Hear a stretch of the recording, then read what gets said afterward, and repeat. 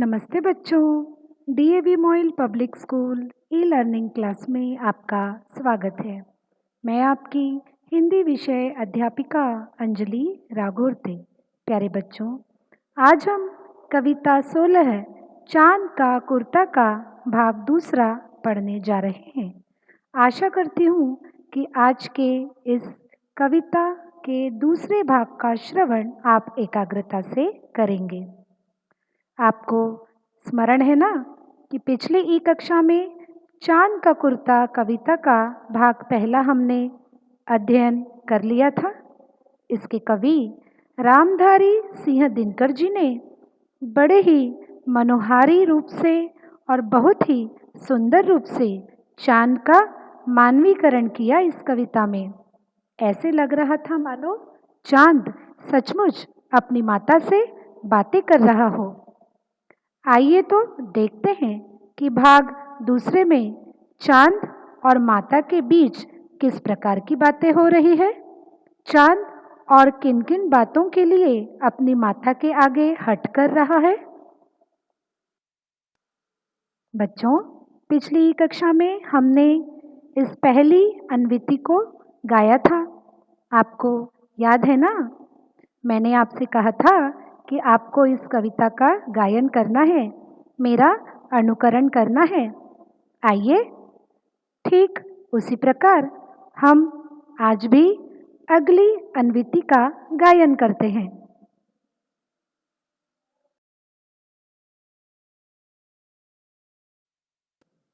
आप एकाग्रता से श्रवण कीजिएगा क्योंकि आपको पूरी कविता गानी है। झाड़े की तो बात ठीक है पर मैं तो डरती हूँ। झाड़े की तो बात ठीक है पर मैं तो डरती हूँ।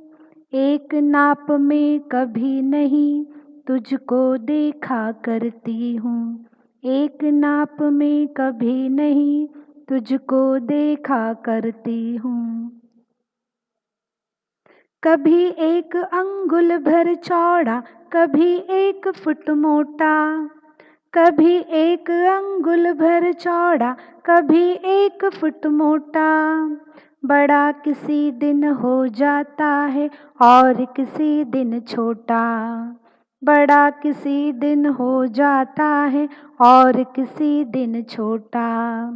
घटता बढ़ता रोज किसी दिन ऐसा भी करता है। घटता बढ़ता रोज किसी दिन ऐसा भी करता है। नहीं किसी की भी आँखों को दिखलाई पड़ता है। नहीं किसी की भी आँखों को दिखलाई पड़ता है। अब तू ही तो बता नाप तेरा किस रोज लिवाए। अब तू ही तो बता नाप तेरा किस रोज लिवाए। सीधे एक झिंगोला जो हर रोज बदन में आए। सीधे एक झिंगोला जो हर रोज बदन में आए। हट कर बैठा चांद एक दिन माता से वह बोला। सिलवा दो माँ मुझे उनका मोटा एक झिंगोला। माँ मोटा एक झिंगोला। बच्चों, यह थी कविता की आज की पंक्तियाँ। इन पंक्तियों को अब हम बारी बारी समझ लेंगे। सबसे पहले यह 4 पंक्तियाँ। इन पंक्तियों में माता अपने बेटे चांद से कह रही है कि जाड़े की तो बात ठीक है पर मैं तो डरती हूँ।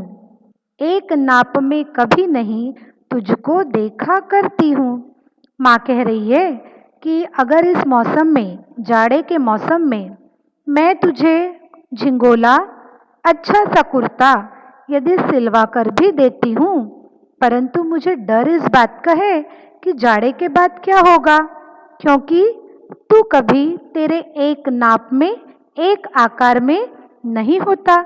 तो हो सकता है जाड़े के दिनों के बाद तू और छोटा हो जाए या तू और बड़ा हो जाए। तो यहाँ पर माता संदेह व्यक्त कर रही है कि इस बार अगर मैं जो कपड़ा तेरे लिए सिलवाऊंगी, क्या वह कपड़ा आगे भी तेरे नाप का तुझे अच्छे से आ जाएगा? आगे, कभी एक अंगुल भर चौड़ा। यहाँ पर माता जो संदेह व्यक्त कर रही है कि तू कभी एक नाप में रहता नहीं है ना, मैंने कभी तुझे एक नाप में देखा। कभी एक अंगुल भर चौड़ा, कभी एक अंगुल, अंगूठे से लेकर छोटी अंगुल तक का नाप, यानी इतना छोटा, कभी अंगुल भर चौड़ा हो जाता है तो कभी 1 फुट मोटा हो जाता है। फुट नापने की इकाई। आपने टेप देखा है ना, टेप में आपको समझ में आ जाएगा कि 1 फुट कितना होता है। कभी 1 अंगुल भर चौड़ा होता है तो कभी 1 फुट मोटा हो जाता है। बड़ा किसी दिन हो जाता है और किसी दिन छोटा। किसी दिन तू बड़ा दिखाई देता है तो किसी दिन तू छोटा दिखाई देता है।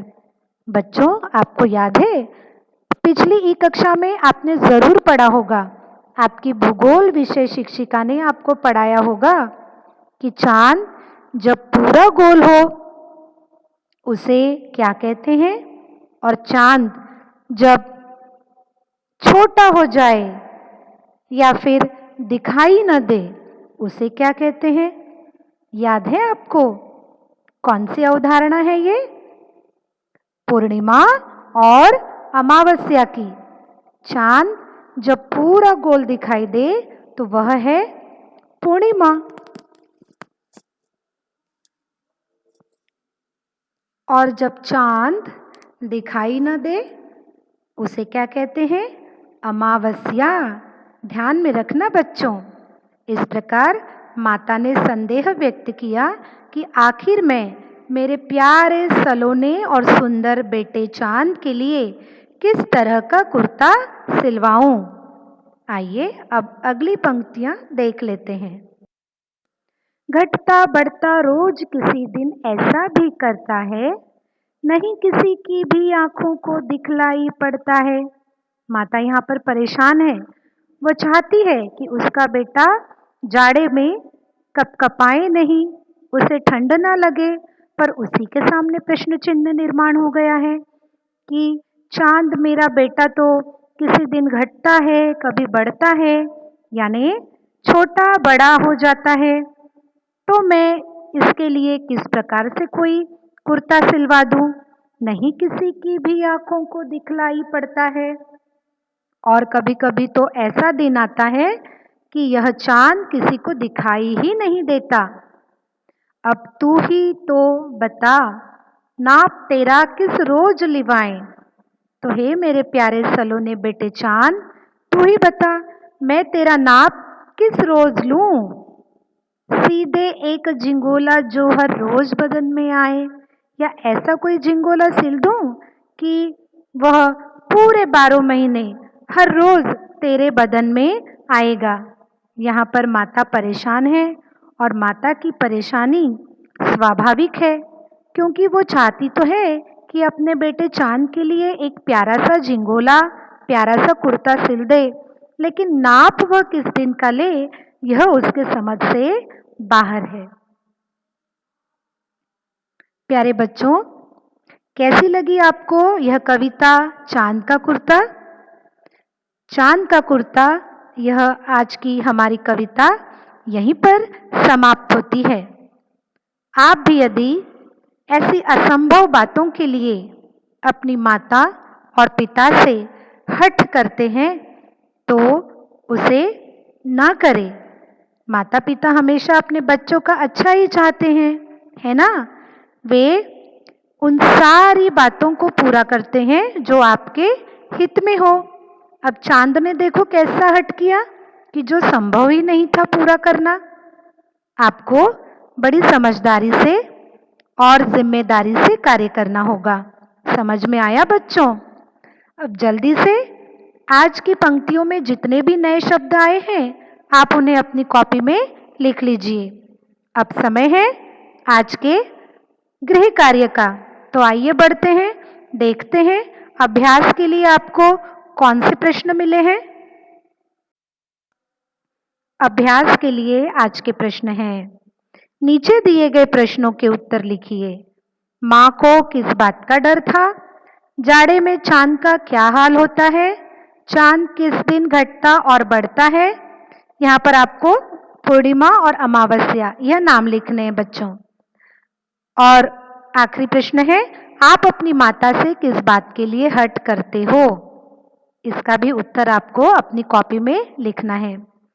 मुझे विश्वास है आज के इस भाग का श्रवण आपने एकाग्रता से किया होगा। हम फिर मिलेंगे अगली ई कक्षा में एक नए पाठ के साथ। तब तक के लिए धन्यवाद।